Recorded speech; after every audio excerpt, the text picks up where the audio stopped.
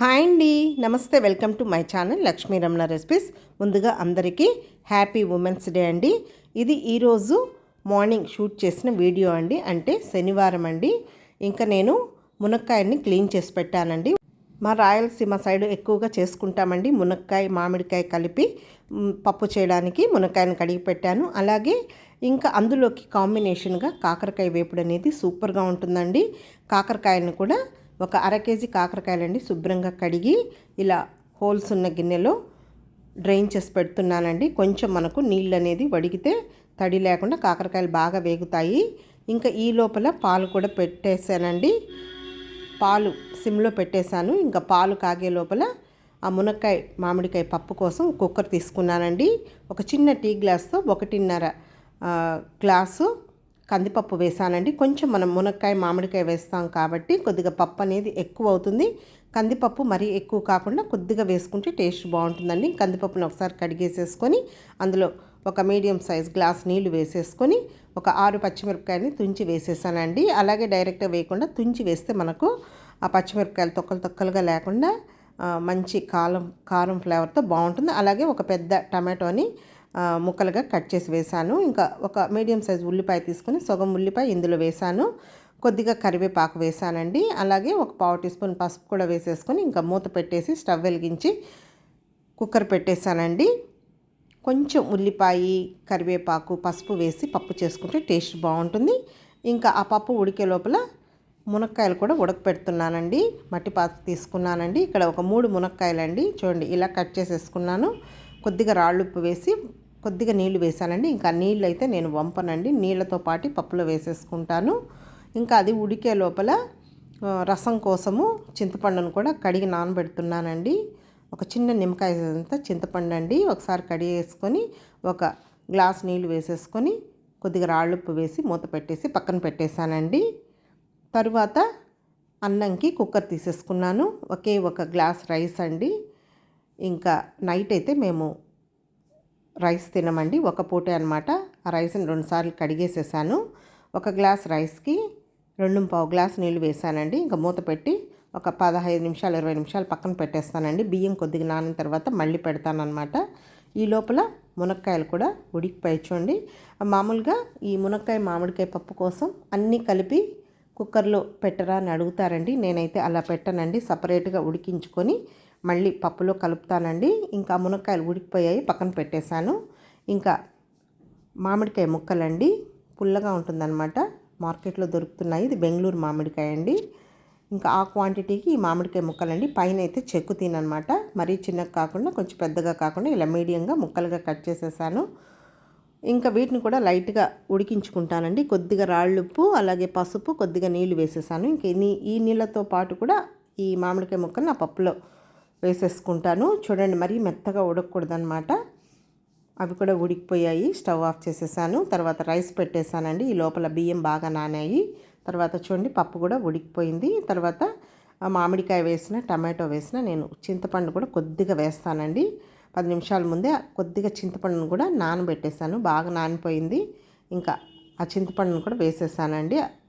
ఇప్పుడు పప్పు గుత్తితో ఆ పచ్చిమిరపకాయలు అక్కడక్కడ ఆ టమాటో ముక్కల్ని మ్యాష్ చేసేసాను. తర్వాత ఉప్పు కూడా వేసానండి. ఆల్రెడీ మామిడికాయ ముక్కల్లో వేసాను, అలాగే మునక్కాయ ఉడికించేటప్పుడు కూడా వేసాను కాబట్టి ఉప్పు అనేది చూసి వేసుకోవాలి. ఈ పప్పు మరీ గట్టిగా కాకుండా కొంచెం పలుచగా ఉంటే బాగుంటుందండి. ఇంకా అది పక్కన పెట్టేశానండి. ఇంక ఈరోజు సాటర్డే కాబట్టి మేమైతే బ్రేక్ఫాస్ట్ చేయమండి. మా పాప కోసం సింపుల్గా సేమియా ఉప్మా చేస్తున్నాను. ఇప్పుడు ఒక 2 టేబుల్ స్పూన్ల నూనె వేసానండి.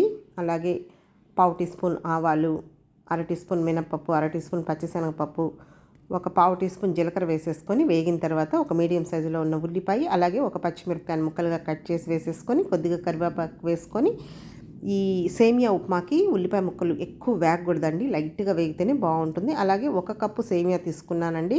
సేమియా అయితే ఫ్రై చేయలేదన్నమాట, డైరెక్ట్గా వేస్తున్నానండి. 1 కప్పు సేమియాకి 1 కప్పు నీళ్ళు ఇంకొంచెం ఎక్స్ట్రా వేసానండి. ఇంకా మూత పెట్టేశాను. ఈ లోపల అన్నం కూడా ఉడికిపోయింది. స్టవ్ ఆఫ్ చేసేసానండి. అన్నం అయితే 3 విజిల్స్ పెట్టానండి హై ఫ్లేమ్లో. తర్వాత ఈ నీళ్ళు తెల్లిన తర్వాత ఈ సేమియాని వేసేసాను. మేము మధ్యాహ్నం లంచ్ చేస్తామండి. సాటర్డే మార్నింగ్ ఏం తినము, ఉపవాసం ఉంటాం. సో అందుకని కొద్దిగా చేస్తున్నానండి. కొద్దిగా మిగులుతుందనమాట. మధ్యాహ్నం లంచ్ తినేటప్పుడు కొద్దిగా తింటామండి. చూడండి, సేమియా ఉప్మా అనేది పర్ఫెక్ట్గా రావాలంటే మరీ నీళ్ళు ఎక్కువ వేయకూడదండి. ఒక ఒక కప్పుకి ఒక కప్పు కొద్దిగా ఎక్స్ట్రా వేసుకుంటే సరిపోతుందండి. ఇంకా కొద్దిగా వాటర్ ఉన్నప్పుడే మనం సిమ్లో పెట్టేసుకొని చూడండి, ఇలా కొంచెం లైట్గా తడిగా ఉన్నప్పుడు స్టవ్ ఆఫ్ చేసేసామంటే మనకు ఆరిన తర్వాత పొడి పొడిగా వస్తుందండి. ఇంకా సేమియా ఉప్మా కూడా రెడీ అయిపోయింది, పక్కన పెట్టేశాను. ఈ లోపల నేను కాకరకాయ ముక్కల్ని కట్ చేసేసుకున్నానండి. పైన అయితే చెక్కు తీయలేదు, అలాగే గింజలు కూడా తీయలేదండి. ఇప్పుడు ముందుగా కాకరకాయ పోపు వేసి ఒక పొయ్యి మీద పెట్టేసామంటే అది వేగే లోపల మనం పప్పును కూడా తిరగమాత వేసేసుకోవచ్చు. స్టవ్ వెలిగించుకొని ప్యాన్ పెట్టేశాను. ఇందులో ఒక 4 టేబుల్ స్పూన్ల నూనె వేసానండి. అలాగే ఒక అర టీ స్పూన్ ఆవాలు, 1 టీ స్పూన్ మినప్పప్పు, 1 టీ స్పూన్ పచ్చిశనగపప్పు, అర టీ స్పూన్ జీలకర్ర వేసాను. ఇంకా వేగిన తర్వాత ఒక 2 ఎండుమిరపకాయలని తుంచి వేసేసానండి. ఎండుమిరపకాయలు కూడా లైట్గా వేగిన తర్వాత ఒక మీడియం సైజులో ఉన్న ఉల్లిపాయ, అలాగే కరివేపాకు వేసి వెంటనే కాకరకాయ ముక్కలు వేసేయాలి. ఎందుకంటే ఉల్లిపాయ ముక్కలు వేగిన తర్వాత కాకరకాయ ముక్కలు వేసామనుకోండి, కాకరకాయ వేగే లోపల ఉల్లిపాయలు మాడిపోతాయి. సో అందుకని వెంటనే వేసేసుకొని ఇప్పుడు ఇందులో ఒక అర టీ స్పూన్ పసుపు పొడి, అలాగే కొద్దిగా రాళ్ళుప్పు వేసుకోవాలి. మళ్ళీ చివరగా కూడా కొద్దిగా సాల్ట్ అనేది వేస్తానండి. కారం వేసిన తర్వాత మామూలుగా ఈ కాకరకాయను కూడా మనం చాలా డిఫరెంట్ స్టైల్లో చేసుకోవచ్చు. నేను అవన్నీ కూడా మీకు ఆల్రెడీ వీడియోస్ పోస్ట్ చేసి ఉన్నాను, చూడండి. ఈరోజు అయితే నేను సింపుల్గా విలేజ్ స్టైల్లో చేస్తున్నానండి. తక్కువ ఆయిల్ వేసేసుకొని ఇప్పుడు మూత పెట్టి పక్కన పెట్టేశానండి. అవి వేగే లోపల ఈ పప్పును కూడా తిరగమాత వేసేసుకుందాం. స్టవ్ వెలిగించుకొని మట్టి పాత్ర పెట్టాను.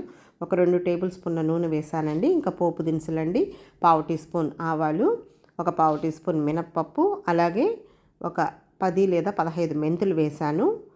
ఒక 1/2 టీ స్పూన్ జీలకర్ర వేసాను. తర్వాత 1 టీ స్పూన్ ధనియాలు కూడా వేసానండి. కొంచెం ఈ మునక్కాయ మామిడికాయ పప్పులో ధనియాలు కూడా వేస్తే పోపులో బాగుంటుంది. అలాగే ఒక 8 వెల్లుల్లి రెబ్బల్ని లైట్గా పొట్టు తీసి కచ్చాపచ్చాగా దంచి వేసి అవి లైట్గా వేగిన తర్వాత ఒక 2 ఎండుమిరపకాయలు తుంచి వేసి అవి కూడా వేగిన తర్వాత ఆ సొగం ఉల్లిపాయ ఉంది కదా అండి, అది కూడా చిన్న ముక్కలుగా కట్ చేసి వేసాను. మనకు పప్పులో కానీ పప్పుచారులో కానీ ఆకుకూర పప్పులో కానీ పోపు అనేది ఎంత బాగా వేగితే టేస్ట్ అనేది అంత బాగుంటుందండి. కొంతమంది మాడిపోయింది అంటారండి, లేదండి ఇలా బాగా ఫ్రై చేస్తేనే బాగుంటుందండి. కరివేపాకు కూడా ముందే వేయకుండా నేను చివరగా వేస్తానండి, ముందే వేస్తే మాడిపోతుంది. ఇప్పుడు కరివేపాకు కూడా లైట్గా వేగిన తర్వాత ఫ్లేమ్ని తగ్గించే మీడియంలోనే కుక్ చేసుకోవాలండి ఈ ప్రాసెస్ అంతా కూడా. ఇప్పుడు మనం ముందుగా రెడీ చేసి పెట్టుకున్నాం కదా ఆ పప్పుని ఇందులో వేసేసుకోవాలి. మీకు కావాలంటే గట్టిగా కూడా చేసుకోవచ్చండి.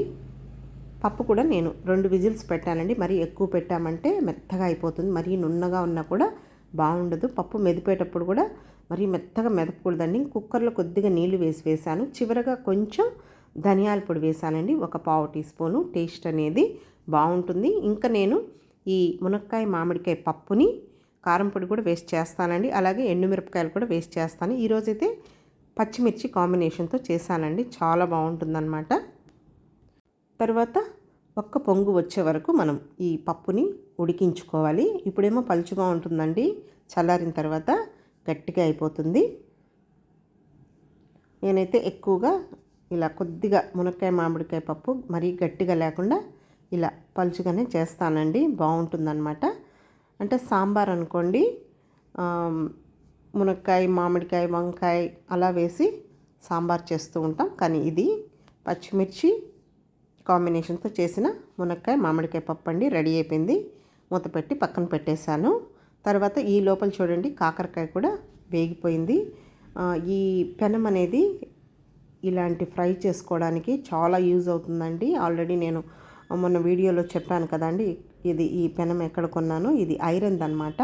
మామూలుగా ఇలాంటి ఫ్రైస్కి చాలా ఆయిల్ అనేది పడుతుందండి, కానీ ఈ కడాయి అయితే తక్కువ నూనెతోనే ఫ్రై రెసిపీస్ బాగా ఫ్రై అవుతున్నాయండి. చూడండి, తక్కువ మామూలుగా కాకరకాయ అలాంటి వాటికి ఆయిల్ అనేది ఎక్కువ పడుతుందండి, కానీ అర కేజీ కాబట్టి ఆ వేసిన నూనెతోనే ఈ కాకరకాయ అంతా కూడా వేగిపోయిందండి. ఇప్పుడు ఒక 10 వెల్లుల్లి రెబ్బల్ని లైట్గా పొట్టు తీసుకొని కచ్చాపచ్చగా దంచి వేసానండి. వెల్లుల్లి వేసిన తర్వాత 1 నిమిషం ఫ్రై చేసేసుకోవాలి. కొంచెం వెల్లుల్లి అనేది ఎక్కువగా వేసుకుంటే వేపుళ్ళల్లోకి బాగుంటుందండి. ఇప్పుడు ఇందులో అంతా వేగిన తర్వాత 1 టీ స్పూన్ కారం పొడి, అర టీ స్పూన్ ధనియాల పొడి వేసానండి.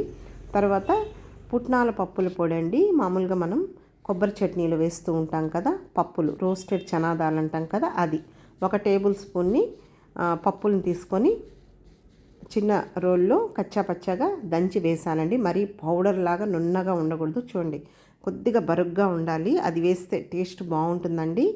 అది వేసిన తర్వాత ఇంకా ఫ్లేమ్ని తగ్గించుకొని 1 నిమిషం ఫ్రై చేసేసుకోవాలి.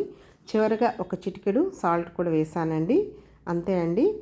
కాకరకాయ ఫ్రైని కూడా మనం అందులో పొడిని మార్చి చేసుకోవచ్చు. ఈరోజైతే నేను పప్పుల పొడి వేసి చేశానండి. కాంబినేషన్ సూపర్గా ఉంటుందన్నమాట. ఇంకా కాకరకాయ వేపుడు కూడా రెడీ అయిపోయింది. ఇంకా మిరియాల చారు కోసం మిక్సీ జార్ తీసుకున్నాను. అందులో 1 టీ స్పూన్ జీలకర్ర, ఒక అర టీ స్పూన్ మిరియాలు, ఒక అర టీ స్పూన్ ధనియాలు వేసానండి. ముందుగా గ్రైండ్ చేసిన తర్వాత కొంచెం వెల్లుల్లి ఎక్కువగా వేసుకోవాలండి మిరియాల చారులోకి. ఒక 10 వెల్లుల్లి రెబ్బని కచ్చాపచ్చగా దంచి పక్కన పెట్టేశాను. ఇంకా అదే మిక్సీ జార్లో ఒక 2 మీడియం సైజులో ఉండే టమాటోలు ముక్కలుగా కట్ చేసి వేసి కొద్దిగా పచ్చికరివేపాకు కూడా వేసి గ్రైండ్ చేశానండి. చూడండి, ఈ లోపల మనకు చింతపండు బాగా నానిపోయింది. ఇంకా ఇదంతా కూడా ఇలా మ్యాష్ చేసుకొని ఆ పిప్పి తీసి పక్కన పెట్టానండి.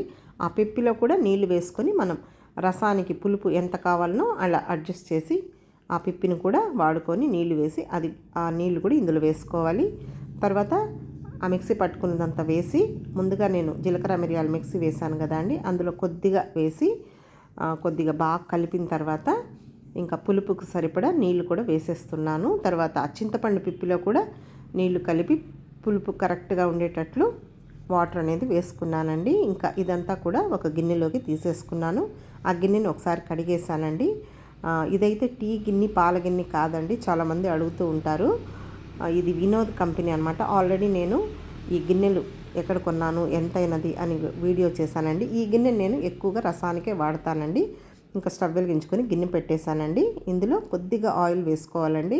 1 టేబుల్ స్పూన్ నూనె అయితే సరిపోతుంది. ఒక పావు టీ స్పూన్ ఆవాలు, ఒక 10 లేదా 15 మెంతులు వేసి, జీలకర్ర ఏం వేయలేదండి.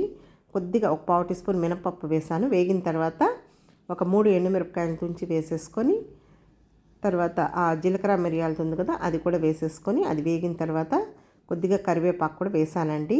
కొంచెం అందులో కలుపుతాను, కొంచెం పోపులో వేయించుతానండి. ఆ జీలకర్ర మిరియాల పొడి చాలా బాగుంటుందండి. ఇంకా లో ఫ్లేమ్లో ఫ్రై చేసుకున్న తర్వాత చివరగా ఒక పావు టీ స్పూన్ పసుపు పొడి కూడా వేసుకొని, పసుపు పొడి వేసిన తర్వాత లైట్గా ఫ్రై చేసేసుకోవాలి. ఇప్పుడు ఈ మనమంతా తయారు చేసి పెట్టుకున్నాం కదా అండి, ఈ రసంని ఇందులో వేసేసుకోవాలి.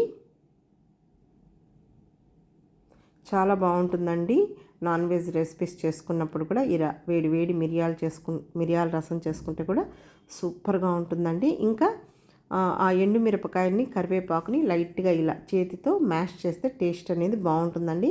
ఇంకా పిల్లలు తినే పని అయితే మ్యాష్ చేసుకోకుండా చేసుకోవచ్చండి. ఇంకా చివరగా కొద్దిగా కొత్తిమీరని వేసేసానండి, కట్ చేసి వేసేసాను. ఇప్పుడు పులుపు ఉప్పు అన్నీ కరెక్ట్గా సరిపోయలేదో చూసేసుకోవాలి. ఇప్పుడు ఉప్పు అప్పుడు కొద్దిగానే వేసాను కదా అండి, అది సరిపోదు, అందుకే ఇంకొంచెం రాళ్ళుప్పు వేసాను. జస్ట్ ఇదంతా కూడా ఒకసారి కలిపేసేసుకోవాలి. చాలా బాగుంటుందండి. జలుబు జ్వరం అలా వచ్చినప్పుడు ఇలా వేడి వేడి రసం చేసుకొని ఉత్త రసమన్నం పెట్టుకొని కూడా తృప్తిగా తినేయచ్చు. ఇప్పుడు మూత పెట్టేసుకొని మీడియం ఫ్లేమ్లో చూడండి, ఒక 4-5 నిమిషాల్లోనే మనకు ఈ బుడగలు అనేది వస్తాయన్నమాట. ఈ రసం తెల్లితే బాగుండదండి.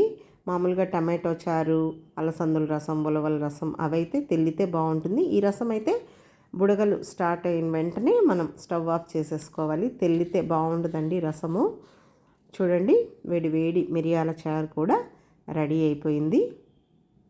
ఇలా మిరియాల చారు చేసేసుకొని మనం ఏదో ఒక వేపుడు చేసుకొని కూడా సింపుల్గా తినేయచ్చండి.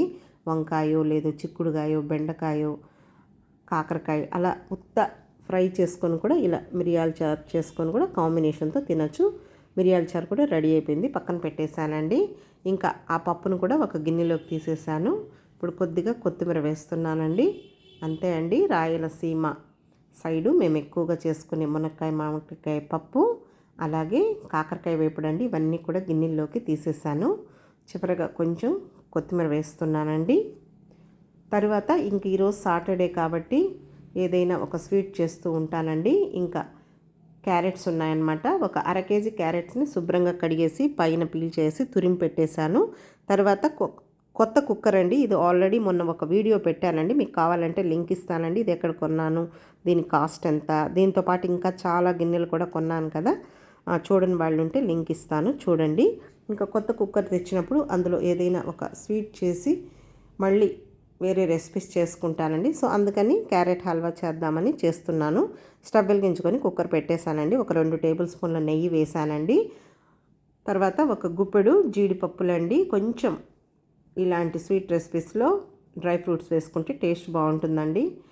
తర్వాత అవి వేగిన తర్వాత ఒక 2 టేబుల్ స్పూన్ల ఎండు ద్రాక్షను కూడా వేసానండి. 2 ఒకేసారి వేసామంటే మనకు మాడిపోతుంది. సో అందుకని జీడిపప్పు వేగిన తర్వాత 1/2 వంతు లాస్ట్లో ఈ ఎండు ద్రాక్ష వేసుకుంటే సరిపోతుందండి. చూడండి, ఇప్పుడు మంచి కలర్లో వచ్చాయి, తీసి పక్కన పెట్టేశాను.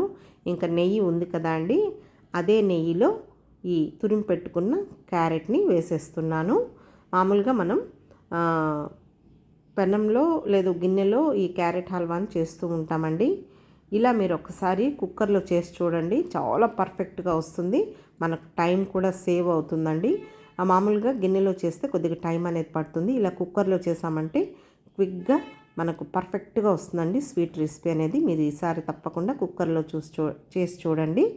ఇంకా ఆ క్యారెట్ తురుమును వేసేసుకొని ఒక 5 నిమిషాలు ఆ నెయ్యిలో మీడియం ఫ్లేమ్లో పచ్చివాసన పోయే వరకు ఫ్రై చేసేసుకున్న తర్వాత ఇందులో కాచి చల్లార్చిన చిక్కని పాలండి, ఒక మీడియం సైజ్ గ్లాస్ అయితే సరిపోతాయి అన్నమాట. నీళ్లు వేయకుండా ఈ పాలతోనే మనం ఈ క్యారెట్ని ఉడికించుకోవాలి. స్వీట్స్లో మనం పాలు నెయ్యి అవన్నీ వేస్ట్ చేస్తేనే కదండి టేస్ట్ బాగుండేది. ఇప్పుడు కుక్కర్కి మూత పెట్టేశానండి. మీడియం ఫ్లేమ్లో ఒక 3 విజిల్స్ పెట్టేస్తే మనకు ఆ క్యారెట్ తురుము అనేది కరెక్ట్గా ఉడికిపోతుంది. చూడండి, ఇప్పుడు 3 విజిల్స్ వచ్చాయి. స్టవ్ ఆఫ్ చేసేసాను. ఇంకా ప్రెషర్ అంతా పోయిన తర్వాత తీసి చూస్తే చూడండి, కరెక్ట్గా ఉడికిపోయిందండి. కొంచెం మనకు ఈ పాలతో వేసాం కాబట్టి కొద్దిగా తడి అనేది ఉంటుంది.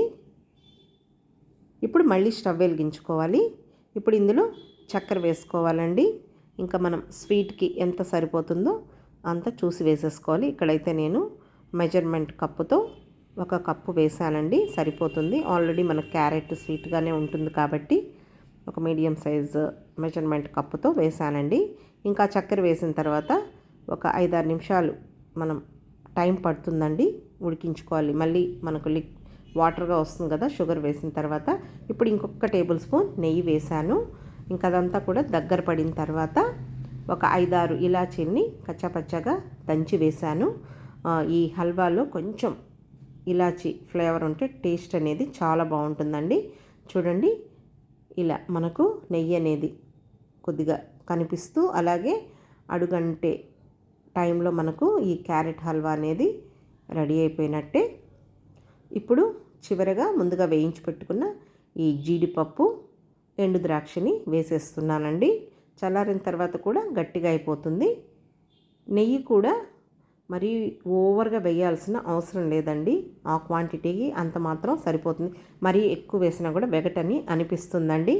అంతే అండి. కొంచెం మనం స్వీట్స్లో కొంచెం డ్రై ఫ్రూట్స్ వేసుకుంటే తినేటప్పుడు పంటికి తగులుతూ చాలా బాగుంటుంది. అంతే అండి. ఇదండి ఈరోజు వీడియో మీకు నచ్చిందా అండి? నచ్చితే లైక్ చేయండి, షేర్ చేయండి. ఇంకొక మంచి వీడియోతో మళ్ళీ కలుద్దాం. నమస్తే అండి.